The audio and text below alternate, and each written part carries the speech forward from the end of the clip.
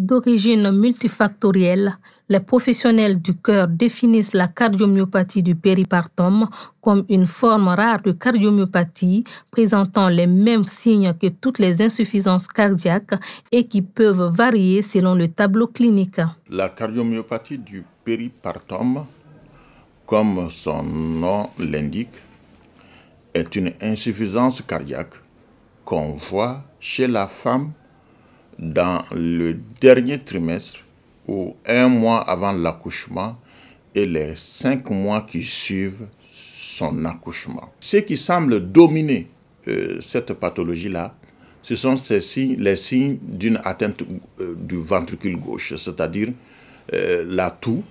Donc la femme va tousser, elle va avoir une difficulté à respirer, parfois même une impossibilité à respirer quand elle est couchée, obligeant donc la patiente à dormir assise. Il n'y a pas de cause clairement identifiée pour la cardiomyopathie du péripartum. Toutefois, des facteurs favorisants ont été suspectés, indique le professeur Menta. C'est déjà la gémellarité, c'est-à-dire les femmes qui font des grossesses multiples.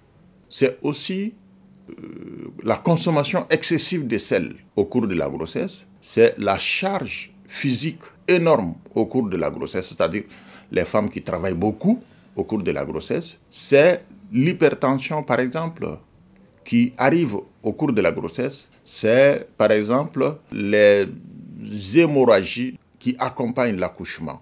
Le diagnostic de la pathologie est fait selon les symptômes présentés par la patiente ainsi que les examens paracliniques, souligne le praticien, avec une prise en charge qui permettra en premier lieu d'améliorer les signes fonctionnels. Il y a ce qu'on appelle jouer sur l'hygiène de vie et les facteurs de risque, et il y a un comportement prise de médicaments. Voilà, ce comportement prise de médicaments est fait de médicaments classiquement qu'on donne dans toutes les insuffisances cardiaques, et le comportement sur les modes de vie et l'hygiène de vie va nécessiter la mise au repos de la patiente dans un premier temps. Dans un second temps, on va réduire considérablement la consommation de sel chez cette patiente-là, parce que dans toutes les insuffisances cardiaques, le sel est le premier ennemi. Lorsque cette prise en charge est précoce, continue et régulière, la patiente peut guérir totalement. La cardiomyopathie du péripartum mal diagnostiquée avec une prise en charge tardive peut avoir des complications graves, explique le spécialiste. La cardiomyopathie du péripartum peut évoluer rapidement vers une phase où la formation des caillots est très fréquente. Donc il y a formation des caillots dans le ventricule et ces caillots-là peuvent être envoyés dans la circulation sanguine, occasionnant donc des accidents vasculaires cérébraux, ischémiques.